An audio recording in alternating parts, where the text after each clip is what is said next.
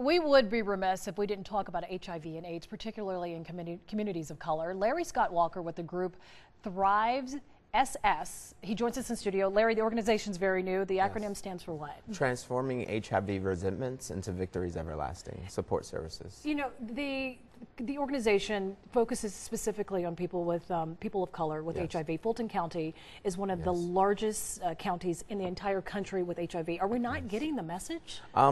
So I think there's multiple things. So like people not being able to access care, you know, homelessness, as we talked about earlier.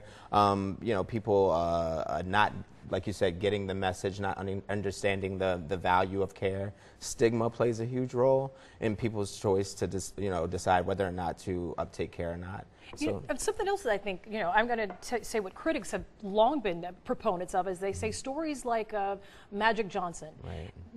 There's the assumption that because medicine has been so good for him and that he's living with HIV and totally healthy now, that maybe individuals are like, well, gosh, if I get medicine, I'll be okay. Yeah.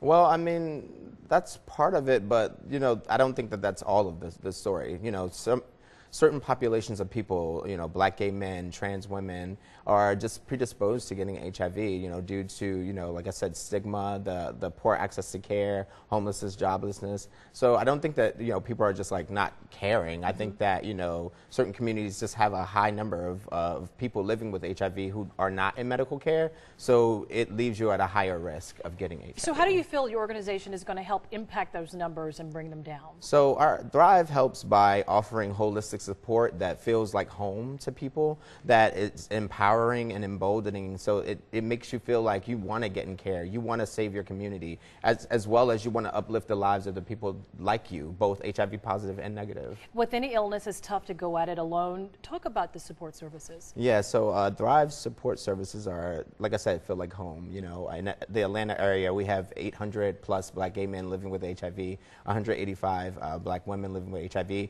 and there's something powerful that happens in being able to turn to someone that looks like you, that feels like you, who isn't making you feel sad or judged. You know, it's powerful to be able to have a party with 200 people at it and all HIV positive, where, you know, you can talk about Beyonce, but you can also talk about, you know, antiretroviral treatments and, you know, thriving with HIV. I looked on your website and you point out that even when talking and dealing with HIV, there's no reason that the events that you provide cannot be fun, as you just mentioned. Right.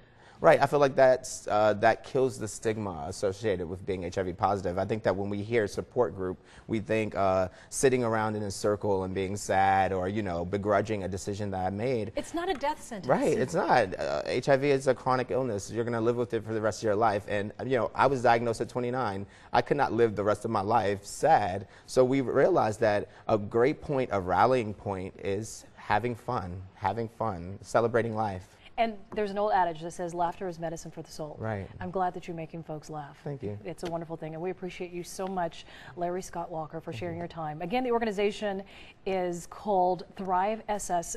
Website, phone number? The website is thrivess.org. The phone number is 404-267-1519. You're doing good work in the community. Thank you. Very proud of you. Thank you. Thanks for coming on. And thank you so much for joining us on this edition of Public Affairs on Peach. And be sure to like Public Affairs on Peach on our Facebook page. There we post our upcoming episodes and we ask for your feedback. And you post comments and I'll respond and give you any of the information that you need. That's it for this week's edition. Have a wonderful week. We'll see you back here next Sunday morning starting at 11:30. You have a great day.